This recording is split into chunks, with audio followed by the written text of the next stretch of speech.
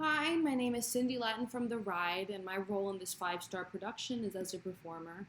Today I'm going to do an EQ tutorial in Pro Tools, another vocal editing tutorial. So here I've loaded up an EQ that I put on my vocal track after the compressor. Some people like to put the EQ first, some people like to do the compressor first. For me, I just kind of vary it, but there's not like a right way. It's really personal taste, though I'm sure some people will argue that, but whatever. Um, so let's play a little vocal. As you could hear, that breath was really loud, so you should go back, or I should go back rather, and lower the breath. But right now, it's about EQing the vocal and kind of balancing the frequencies. So something I always do with the vocal is cut the low end because that should not be part of, especially a female like whatever mezzo, alto, vocal. Like that's just not. These frequencies are not helpful. So if there's anything there, it's going to just interfere with our actual bass and low end of the mix, like the kick drum and whatever, and we don't want that. So I'm just going to put a low cut. I just did it really easily there. I had an undo and I redid it because I had it on before, but you can just, the way you would do that in this particular EQ is, let me just click somewhere. Come on. So I clicked and you just choose the shape and I just put low cut and it creates one just like that for you. And you just create where you want it to stop.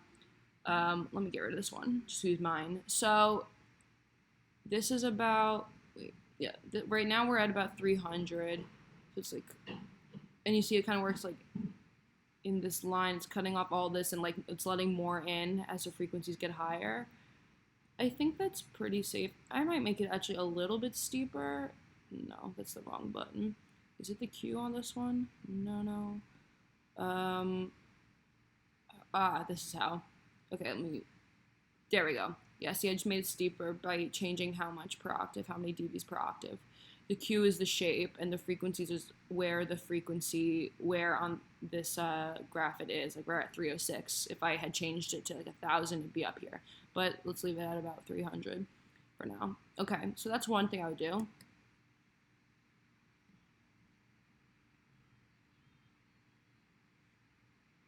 I opened it up a little because it seemed like it was cutting off a little bit. Another thing I would do on a vocal is kind of look for muddy frequencies, kind of like honky frequencies. You're gonna hear something like this, and no one likes that. It's not a good sound to have in your mix. You kind of want to get rid of it. It exists on a lot of instruments, but vocals often.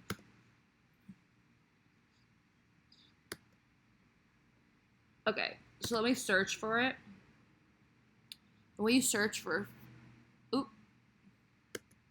the way you search for frequencies is like I usually use I guess a notch would be a good one. Notch is good. They're really skinny and they're good for finding specific frequencies. I'm gonna turn the gain. Why is it a notch down though? Usually you can put them to go up to raise the volume of a frequency. But for now, I guess we'll just use this shape. Yeah. See, I created my own notch. It's just like a skinny one for finding frequencies. And we're gonna look. I want to make it a little wider. We're gonna look for those sounds that I don't want. That might be it.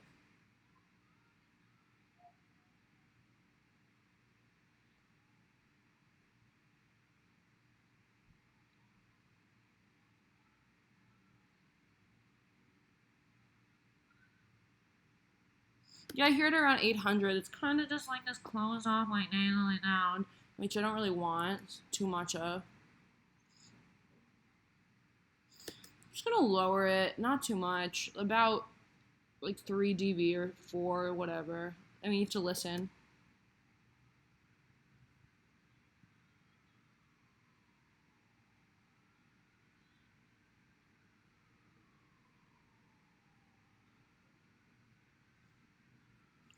And you have to play it by ear. My computer's being a little slow right now, but you kind of just go back and forth with bypass and turning it off and on and seeing how it sounds with it and without it. And yeah, that will help balance out the vocal and just take rid of that stuff. It's not really pleasant, but to be continued.